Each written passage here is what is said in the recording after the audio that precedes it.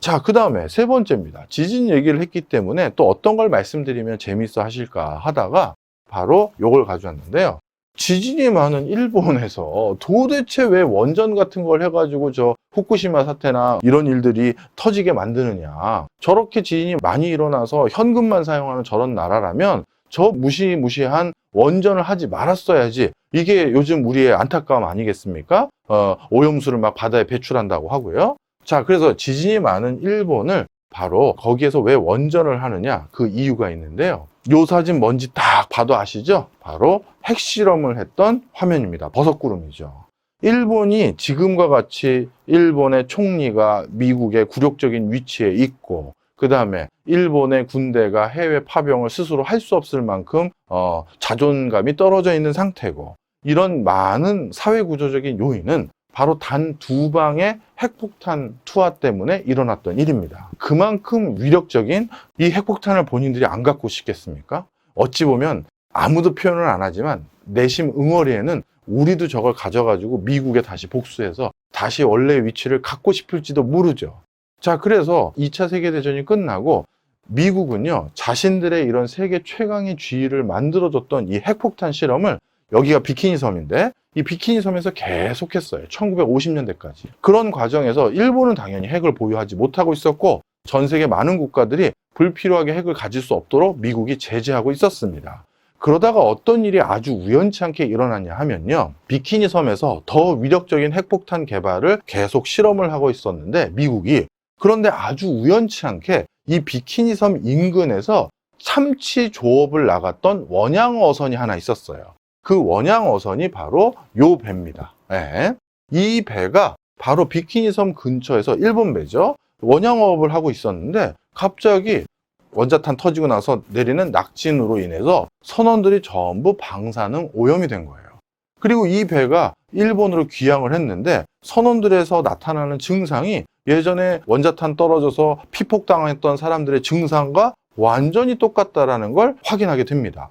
그래서 도대체 어떻게 그런 일이 있었는지 조사를 해봤더니 바로 비키니 섬 근처에서 조업을 해서 이렇게 됐고, 본인들이 이런 몸에 이상한 반응이 일어나기 전에 무슨 검은색 비가 내리고 낙진 같은 게 떨어졌다라는 걸 선원들이 증명하기 시작했죠. 그래서 이건 미국이 아직도 핵폭탄 실험을 하기 때문에 이런 우리가 엄청난 피해를 봤다라는 게 일본에 삽시간적으로 퍼지게 됩니다. 이 배에 우연치 않은 사고를 보도하는데 아주 적극적인 노력을 했던 요미우리 신문의 기자가 한 분 계시고요. 그 요미우리 신문의 기자가 이걸 보도하고 나서 일본의 한 아주머니입니다. 전업주부인 어전 아주머니가 전 국민에게 서명 운동을 받기 시작했어요. 핵폭탄 금지와 이 미국으로부터의 어떤 이런 것들에 대해서 우리가 저항하자라는 전 국민 서명 운동을 시작했는데 2달 만에 3천만 명에 해당되는 사람들이 전국에서 그 서명에 동의하는 사인을 하게 됩니다. 그야말로 반미 감정이 전 일본에 휩싸이게 되죠. 바로 이 당시 반미 감정이 높아지는 것은 결코 바람직한 현상이 아니다라고 판단을 하게 됩니다. 바로 그때 방금 말씀드렸던 요미우리 신문의 그 기자와 그리고 일본의 정치 수뇌부들이 오히려 이걸 기회로 삼자라고 생각을 합니다. 그래서 어떻게 했느냐, 이게 제5 후쿠류마루 기념관이라고 해서요, 방금 말씀드렸던 이 배, 원자탄 실험으로 피폭돼서 큰 피해를 봤던 이 배를 그냥 없애거나 사장시킨 게 아니라 이런 이 제5 후쿠류마루, 이 배 이름입니다. 이 배를 그대로 보존한 기념관을 지어놓고 이걸 전시시켰어요. 이건 미국 입장에서는 엄청난 압박입니다. 그죠? 자신들의 잘못을.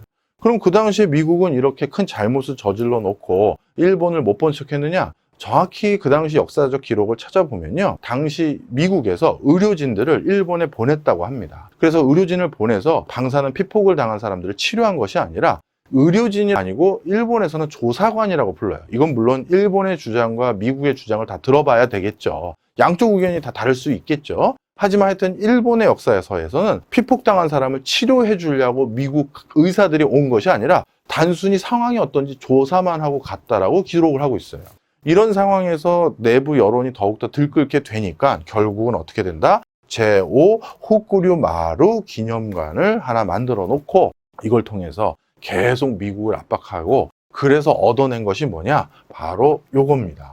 자, 바로 이 제5 후쿠류마루 사건이 터지고 나서요, 불과 몇 달 뒤에 일본에서는 원자력이라는 이 핵 기술을 평화적으로 이용할 수 있는 거 아니냐. 우리가 서로 경쟁적으로 원자탄을 만들고 폭탄을 만드는 것이 아니라 원자력 발전과 같은 평화적인 에너지원으로 사용할 수 있는 거 아니냐라는 국내의 캠페인을 전개하고요.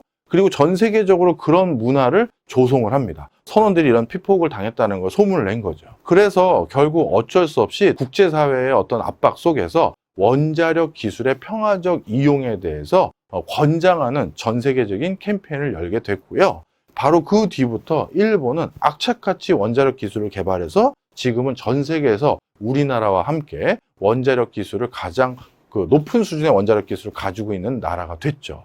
자, 이 원자력 기술, 이거는 폭발을 제어를 하는 게 아니라 일순간 크게 폭발하게 하고 미사일에 탑재해서 폭발시키게 되면 정말 엄청난 파괴력을 가진 원자탄, 핵미사일을 보유할 수 있는 기술과 사실 종이짝 한 장 차이다 해도 과언이 아니에요. 그러니 일본은 그때부터 지금까지 저 불안불안한 지진이 많은 나라에서 저렇게 많은 원자력 발전소를 짓고 원자력 관련된 기술을 계속 육성하고 개발하는 가장 큰 이유, 저는 이거를 반드시 무슨 제조 강국으로서 값싼 전기를 동원하기 위한 그런 수단, 방편? 이걸로만 해석되지는 않고요. 모르겠습니다. 제가 너무 일본에 대해서 부정적으로 평가하는지는 모르겠습니다만 제 개인적인 소견으로는 본인들이 역사가 증명하듯이 이때다. 우리가 원자력 기술을 개발할 수 있는 명분으로 삼자. 그런데 그것을 폭탄이 될 수 있다라고 걱정들을 할 수 있으니 우린 철저히 에너지원으로 개발하는 모습을 하자라고 했고, 그 뒤에 본인만 그걸 했다가는 많은 지탄과 의구심을 가질 수 있으니 전 세계적인 이런 핵 관련된 연구를 하는 학술적인 목적인 것처럼 가장 많이 지원하고 있는 나라가 일본이다. 이렇게 보시면 되겠습니다.